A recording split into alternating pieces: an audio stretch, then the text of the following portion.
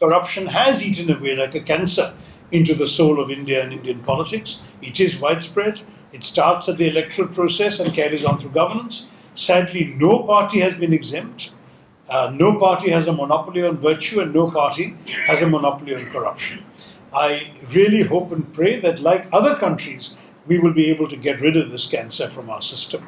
We saw, for example, a country like the United States in the second half of the 19th century and the first decade of the 20th was also a deeply corrupt system. We all heard about the Tammany Hall bosses, we heard about the robber barons, the railway mafia, the petroleum industry mafia, and there was a major reform movement led by the so-called progressives and the muckrakers who exposed all of this corruption and eventually brought it down.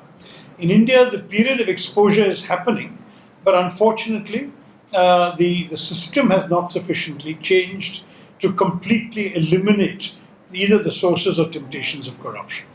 Undoubtedly, one thing ought to have been liberalization, because a lot of the initial history of corruption revolved around the power to profit from the power to permit. So if you had to give permissions, whether you're a bureaucrat or a politician, you gave a permission, and that for that permission you took a transaction fee, as it were.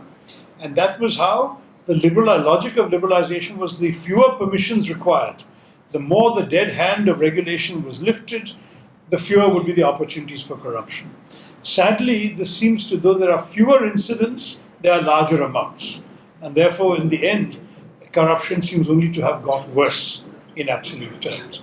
And by the way, when we speak of corruption, I don't only mean the big ticket corruption that makes the headlines of the papers. Think about the corruption that affects the poor. Think of the poor widow who can't get her first pension processed without bribing a clerk. Think about the child whose parent passes away and they have to bribe a municipal officer to get the death certificate. Think of the pregnant laboring class woman who goes to a government hospital where theoretically it's her right to deliver her child for free and can't even get a bed. If she can't bribe the orderly, she'll deliver the child on the floor.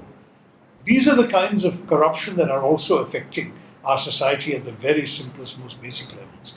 So it is a fundamental problem, and I agree with you, but I would say everyone who has ever held responsibility in this country is responsible and culpable, and I think that obviously individuals can claim to be exempt from it, but functioning within a system that promotes it is also something that shames all of us.